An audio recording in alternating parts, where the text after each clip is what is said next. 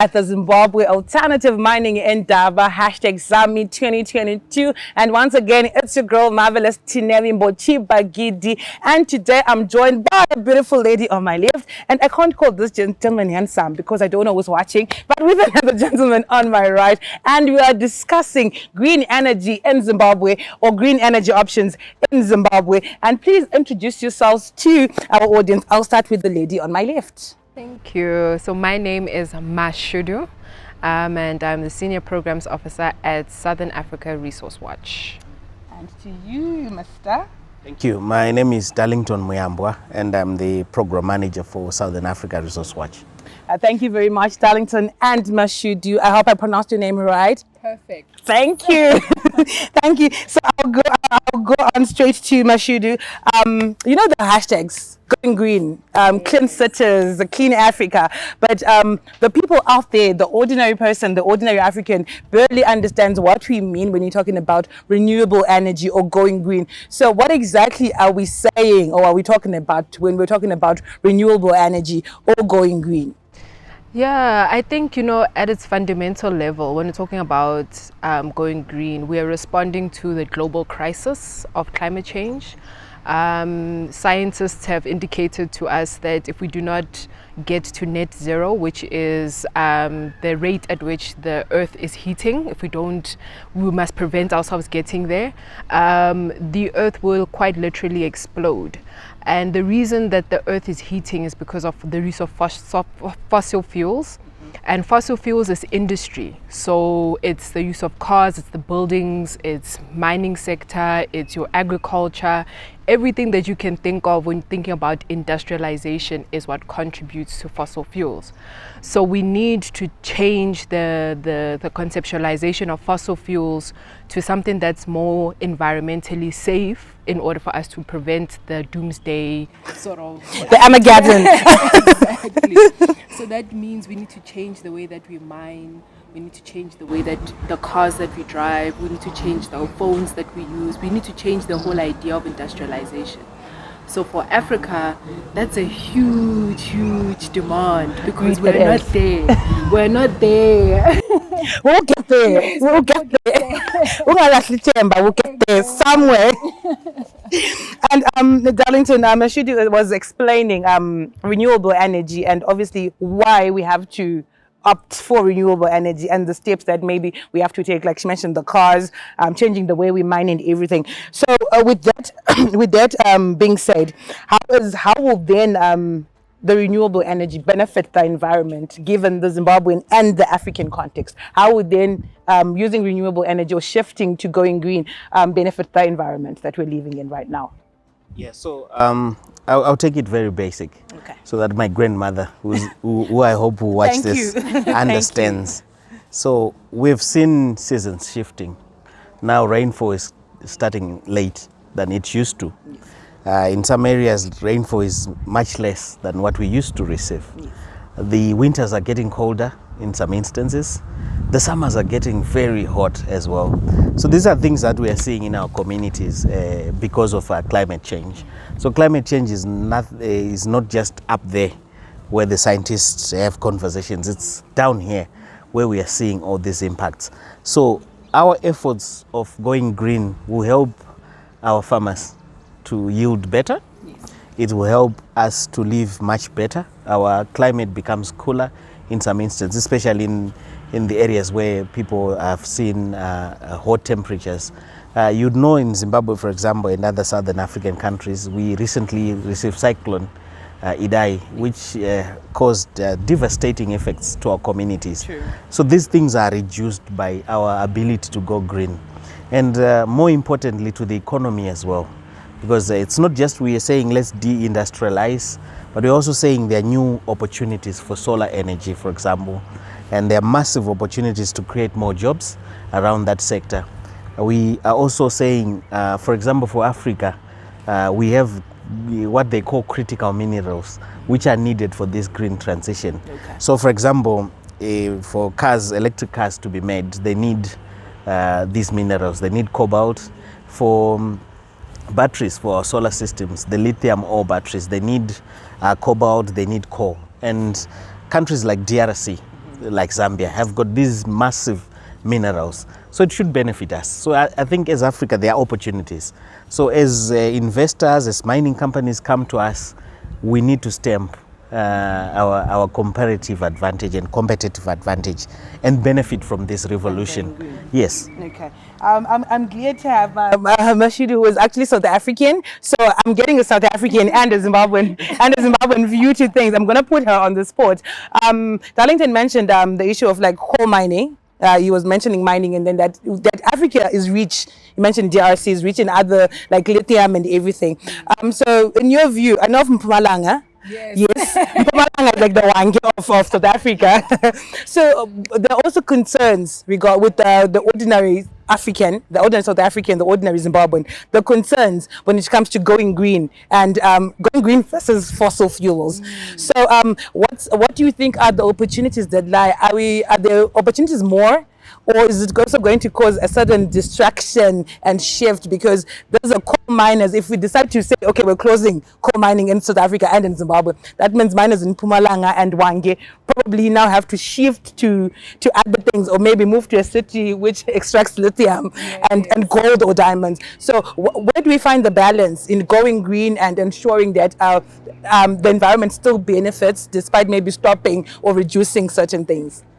Yeah, I mean, that's a heavy question, but the upshot of it is that it comes down to finance. It comes down to the reality that if there is a request from the world that South Africa, for example, needs to stop coal mining, then there needs to equally be on the table the financing on what that will mean for the South African economy and for the people, their local economy as well. Because if you're asking countries, not just South Africa, other countries to not mine valuable deposits, there needs to be a way that we close the gap that is going to be created as a result of not mining. Because for a lot of African countries, minerals and natural resources is the way in which we greatly contribute towards our GDP, our economy, and that's how we create development in our country. So that's the one thing. But there's also the very real reality that a province like Mpumalanga cannot continue to coal mine in the way that they've been doing if we're trying to answer an environmental question. So it just does not make sense. So when we're talking about repurposing these mines into something that's more ecologically friendly, when we're talking about stopping these kinds of mines, we need to start with having conversations with the miners, with the labor force, with the local communities, and it also provides an incredible opportunity to change the narrative that is so common in Africa of a resource curse, where communities have never benefited from extractives and the benefits that's supposed to come from extractives. So this green economy provides an opportunity to onboard really meaningfully local communities to be a part of the conversation, to really benefit from what is going to be created as a green economy.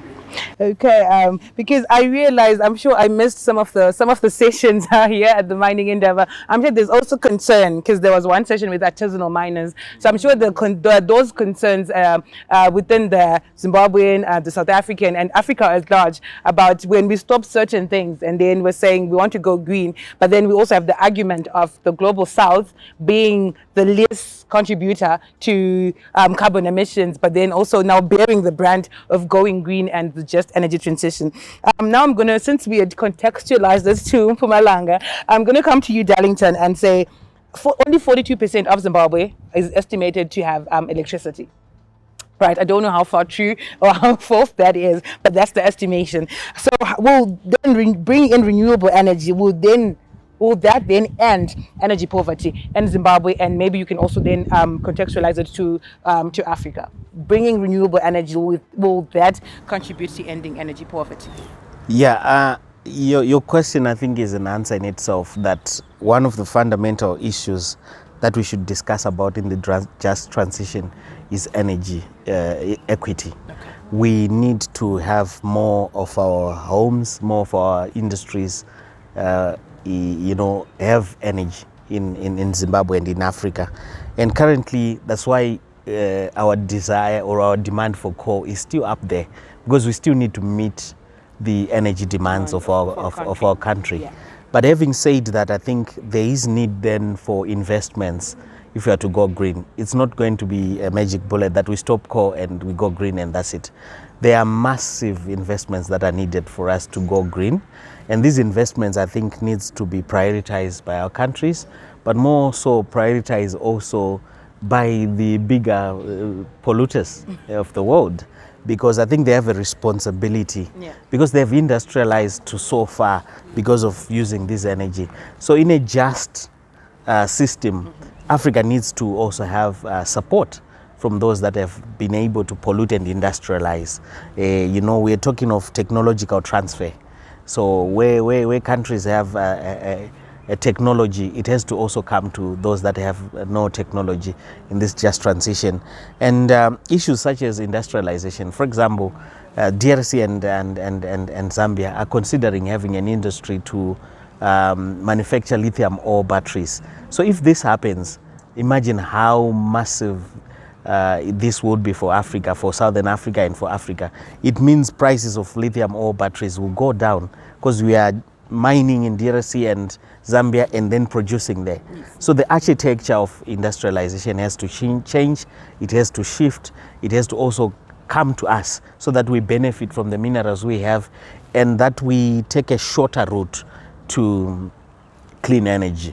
So I think the advantages there, the opportunities are there, but investments have to be made by our governments, investments have to be done by other countries, because this is not just a problem for Africa, it's a global problem. So we have to take responsibility, we have to make the right investments all over, and I think through that we should be able then to address not just the issue of transitioning to energy, but also the energy poverty. We don't need to still have it when we go green. Yes. Okay, I think in our closing remarks, like I said, it's a good thing that we've got South Africa and we've got Zimbabwe. For the Zimbabwean context, Darlington, we've got the renewable energy policy, we've got the national energy policy, we've got the national renewable energy policy. How best do you think policy making, how best do you think policies can contribute to go to this movement of going green and ensure that the green options are actually there, because there's a policy so that the green options are there, and then as Africa, as Zimbabwe, we can go green. And I think to you, Mashudu, that's just the same question, like South African policies or African policies by African governments, how best can they contribute to us as a continent, to South Africa going green? So I don't know who wants to take this one first. Maybe what you, since Darlington had responded recently. Yes. Yeah, I think, you know, there needs to be a lot of course correction from the way in which natural resources have been managed at the country level and then regional level as well. South Africa, Zim, were legacy mining jurisdictions. Mining has been happening for many years where the beneficiation has not taken place. You go to a province in Limpopo in South Africa, they have had a business unit there for over 100 years. Their great-grandmother will tell you we've never benefited from this mine. All they've experienced is the atrocities and the gross human rights violations that have taken place as a result of the way in which policy has not been implemented. Okay. There's not been oversight, there's not been accountability. So I think in order for us to ensure that there are good green options, we need to start with course correction, because we still need to have a form of mining that's taking place in order for us to have a full spectrum of green options. When you're talking about critical minerals, you're still going to have to extract them. You're still going to have a mining sector. Yes. So we need to course correct in order for that, and then prioritize things like transparency, accountability, good governance, apply international best standards, create our own best standards. You know, the Africa Mining Vision is a good example. We can start there. But also active citizenry. I think it's important for citizens to care about what is happening in their country, to care about what's happening on the continent, know what minerals we have. So those are all the things that I think would really allow for a greater width or spectrum of green options, but also for all of us to participate differently in extractivism. Okay. Thank you very much, Mashudu. Darlington, back to you. Let's talk about... Okay, Anzi, copy and paste.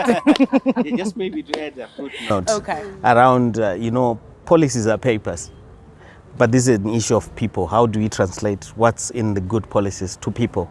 I think that's important. Get communities involved, get everyone on board, and make it a conversation that matters, and implement these policies. Okay. So, for example, we've got the African Mining Vision, brilliant, but implementation, most countries are not implementing it. Yeah. Then secondly, I think as Africa, we need to think regionally. We need to integrate more. We don't need to think as independent countries because our capacity is smaller when we do that. Okay. But when we think regionally and we integrate with each other, the agenda becomes broader and we're able to, reach our goals collectively much faster. Yeah. So I think those are just footnotes to the brilliant answer. Mashudu. Okay, he did a copy and paste plus edit. He did a copy and paste plus edit. Thank you very much, Mashudu. Thank you very much, Darlington. And remember, we were discussing green options. We're going green in Zimbabwe, and actually, I then knew that our guest was from South Africa. So it was not just going green in Zimbabwe; it was green options in Africa as a whole. But with context to South Africa and Zimbabwe, we were still at the sidelines of the Zimbabwe Alternative Mining Indaba #Zami 2022. The name is Marvelous Name Bagidi. From me, my guests, and the crew behind the scenes. It's goodbye for now.